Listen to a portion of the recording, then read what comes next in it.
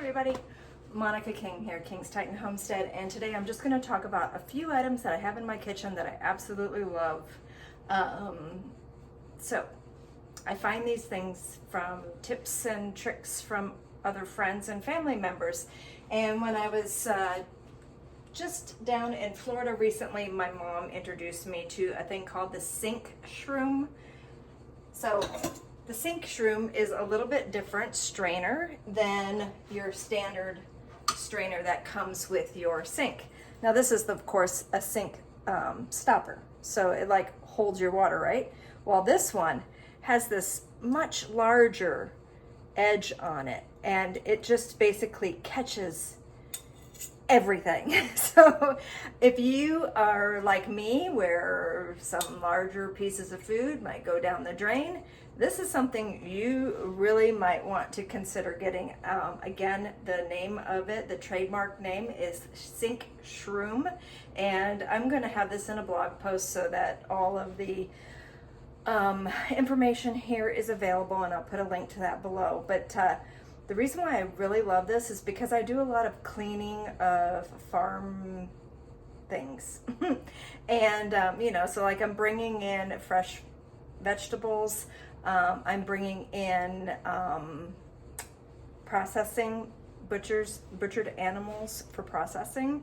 So this, yes, we live self-sustainable, and this is more of a farm.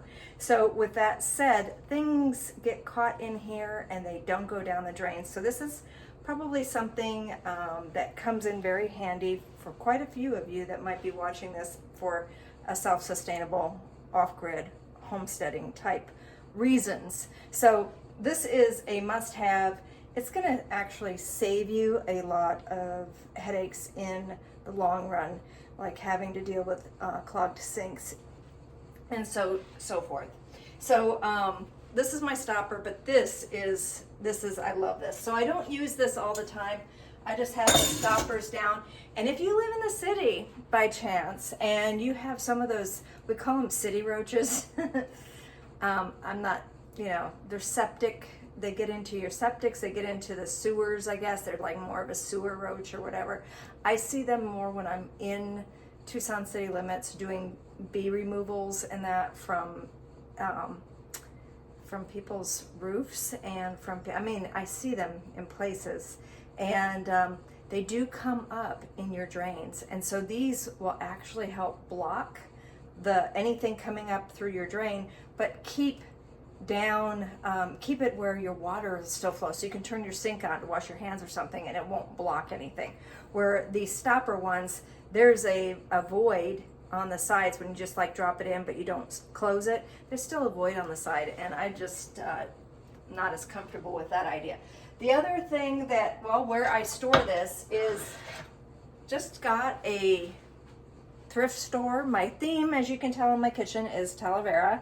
I love Mexican pottery, and Dan's like, you know what, that would be really cool, but instead of the cobalt blue that everybody does, let's go with more of that emerald green color. So we did, but it's very difficult to find accessories for your emerald green, which is pretty good because it's just a fun thing to do the hunt to find these things. But I'm a thrift store-aholic, and so at a thrift store I found this nice Talavera planter. And so this planter, which has a hole of course in the bottom, serves as a drain for things like my scrubby and my sink stopper and stuff. So this is just any thrift store, any type of planter, small planter, you know, this would be for like a cactus or something, and it works perfect right at the sink to catch water off of your sponges and things that you might want to store like that. However, my sponge is also introduced to me by my mom, who I think my sister recommended, and it's the Sponge Daddy, I think is what it's called. But anyway, it also comes with this really neat, and sorry about the drips here, but it comes with a really neat suction cup, and it just slides right on there, and it goes right onto the wall of your sink. So you know where your sponge is at all times. It's very, very simple to use, and I really, really like that. The other thing I watched, my dad actually had this idea, seeing the the Dawn dishwashing soap. You can get it in a sprayer. It costs a lot more money to do it that way. So why not just get the gigantic one and do a refill? So just get yourself a pretty sprayer that matches your kitchen.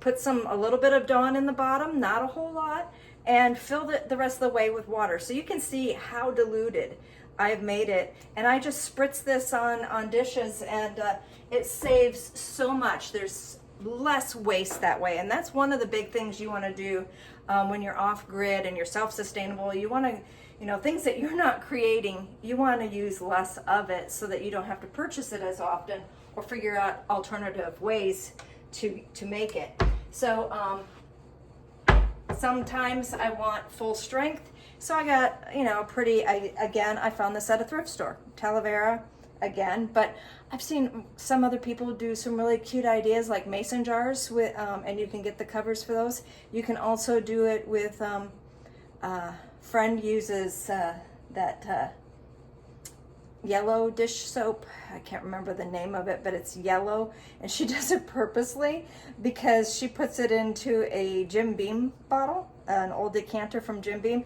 and it looks kind of like a whiskey. So just some ideas for your kitchen. The other thing that I have as a must-have inside my kitchen is compost bin. So this compost bins, and I have 2 of them. I don't have the other one in the house right now, but so I have 2 of them.